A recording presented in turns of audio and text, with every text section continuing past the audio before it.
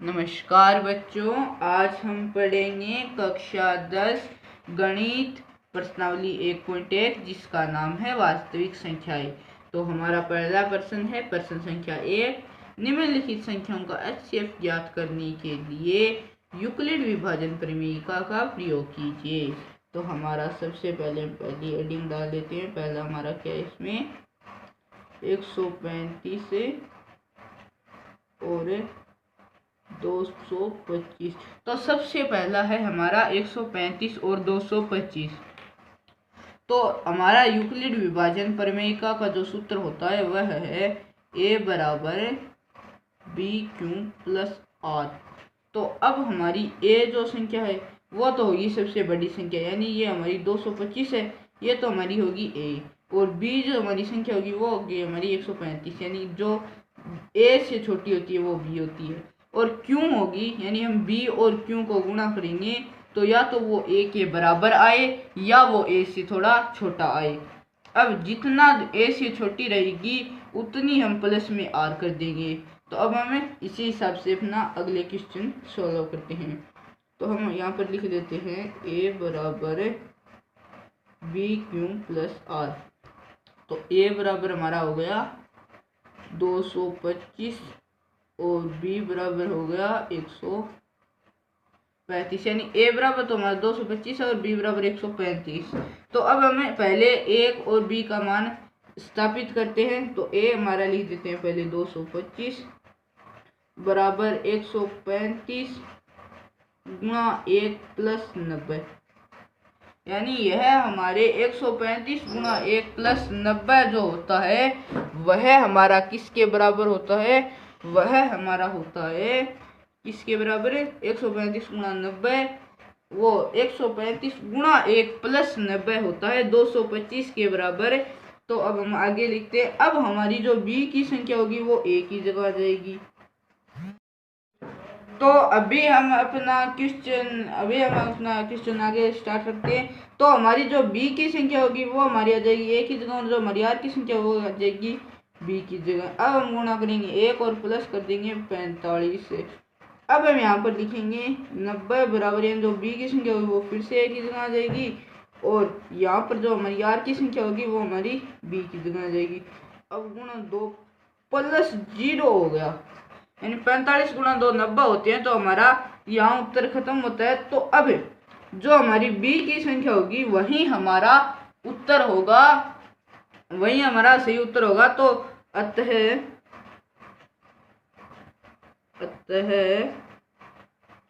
135 और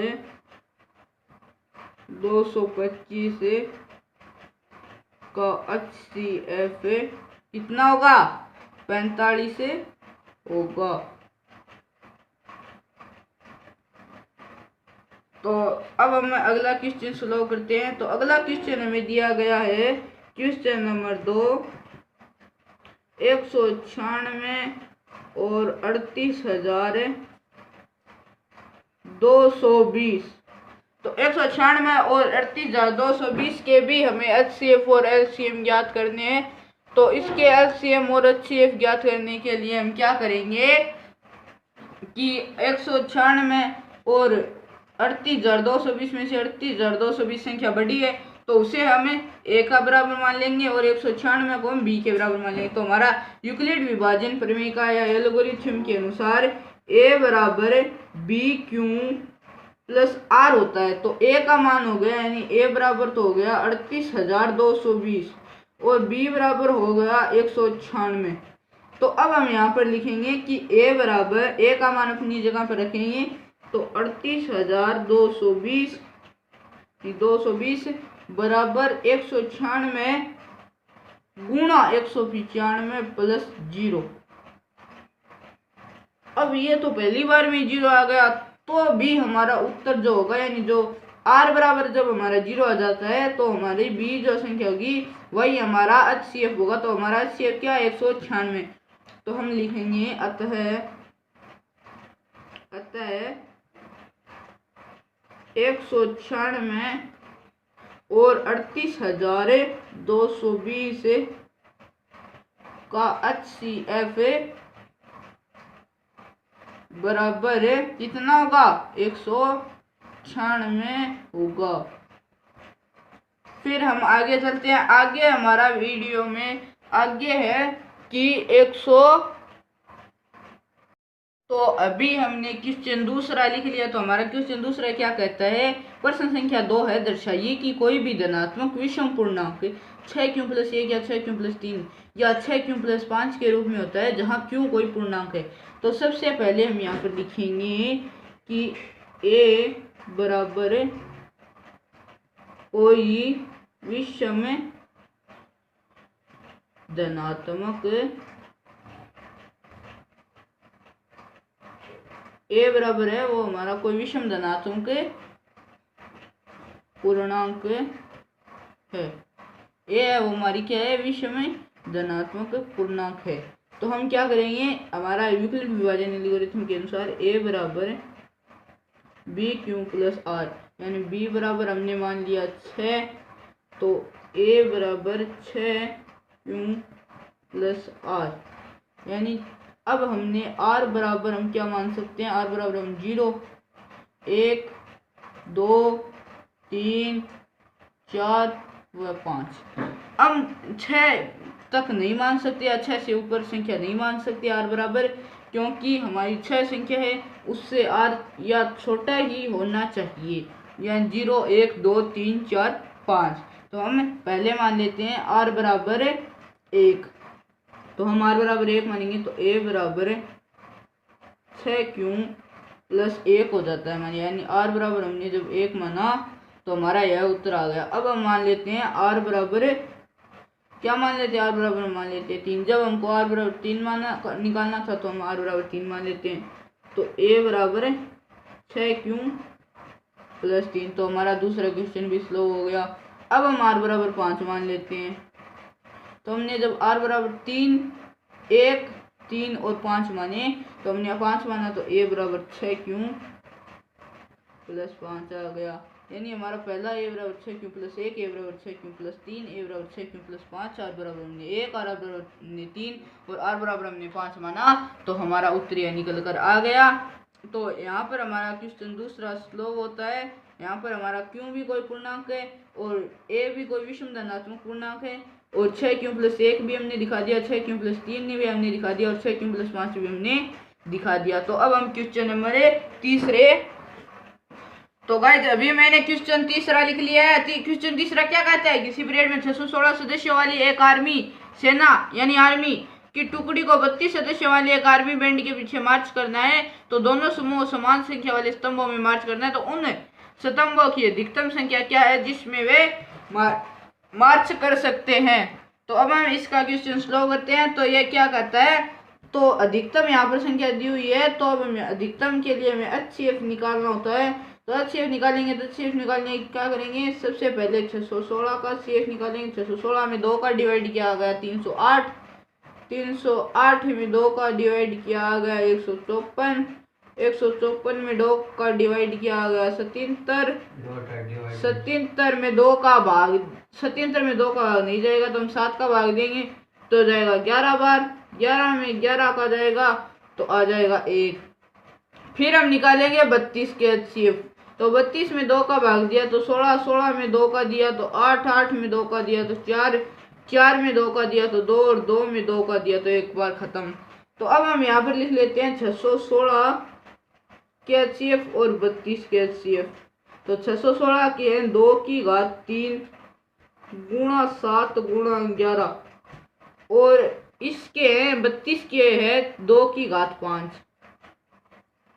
तो HCF का क्या मतलब होता है, HCF का मतलब होता है कि जो संख्या जितनी वो संख्या दी हुई है उसके अभाज्य गुणनखंड जिस संख्या समान होगी उसके वो हमारे HCF होगी। तो यहाँ पर हमारी 2 संख्या है, इसमें भी 2 संख्या वो समान है, तो इसमें 2 संख्या 3 बार है परंतु इसमें 5 बार है। तो हमारी निश्चित 2 संख्या होगी वो 2 गुणा 2 गुणा 2 यानी 2 की घात 3 आ जाएगी। तो 2 गुणा 2 होते हैं 4 और 4 गुणा 2 होते हैं 8। तो हमारा HCF क्या होगा, हमारा HCF होगा 8। यानी हम लिखेंगे अतः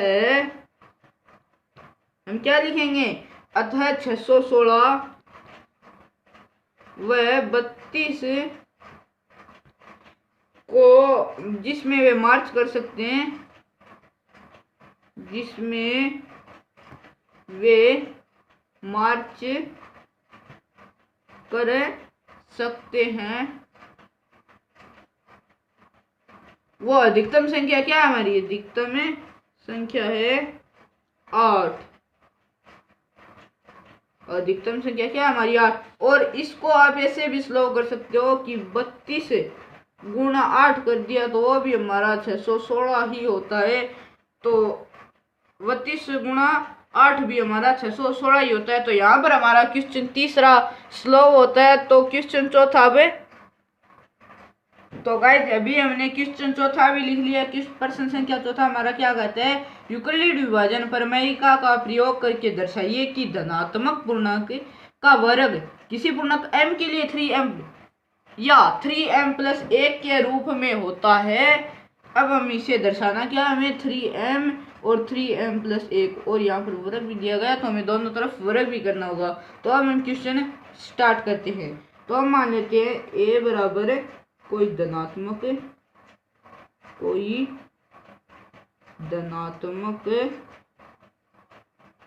पूर्णांक है। a बराबर हमारा क्या है? कोई धनात्मक पूर्णांक हमारा a है। तो अब हम आगे क्या शुरू करेंगे कि a बराबर तो हमने कोई धनात्मक पूर्णांक मान लिया। और यूक्लिड विभाजन प्रमेय हमारी क्या कहती है कि a बराबर b⁴ होता है। जो b होता है वो a से छोटा होता है। तो हम पहले b बराबर मान लेते हैं 3। तो b बराबर हमने 3 माना, तो a बराबर 3q+r। तो अब हम r बराबर क्या मान सकते हैं? r बराबर या तो हम 0 मान सकते हैं, या हम 1 मान सकते हैं, या हम 2 मान सकते हैं। इससे ऊपर हम नहीं मान सकते। तो सबसे पहले हम मानेंगे r बराबर 0। तो यहाँ पर लिख देते हैं r बराबर 0 मानेंगे। तो हमारा क्या हो जाएगा? a बराबर 3q+0। अब हम आइए लिखेंगे दोनों तरफ वर्ग करने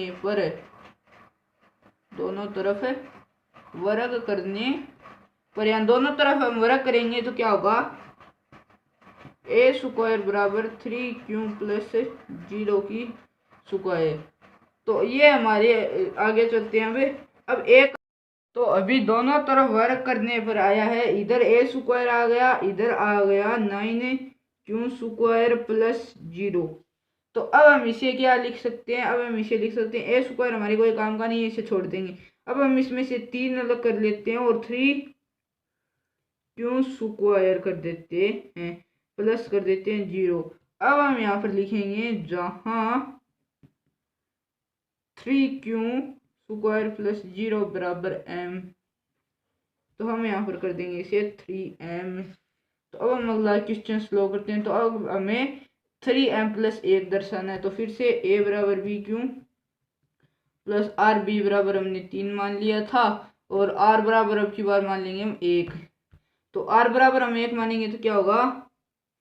a बराबर 3q+1। अब हम लिखेंगे दोनों तरफ वर्ग करने पर, क्या लिखेंगे? दोनों तरफ वर्ग करने पर, क्या होगा? a² बराबर 3q² + 1 की स्क्वायर। अब हम इसे आगे स्लो करेंगे तो a² बराबर 3q² होगा, वो हमारा क्या हो जाएगा? 9q² + 1 का 1 हो जाएगा। तो अब हमें ये चाहिए था, नहीं ये हमें नहीं चाहिए था, a² भी हमें नहीं चाहिए था। तो हम क्या करेंगे इसमें 3 और 3q² और प्लस में कर देंगे 1, और फिर हम लिखेंगे जहां 3q² बराबर m। तो हम इसे क्या कर देंगे? 3m + 1। तो ये है हमारा पहला वह क्वेश्चन। दूसरा स्लो होता है। तो पहला हमें करना था 3m और दूसरा में 3m + 1। तो 3m हमने यहाँ पर कर दिया और 3m+1 हमने यहाँ पर कर दिया।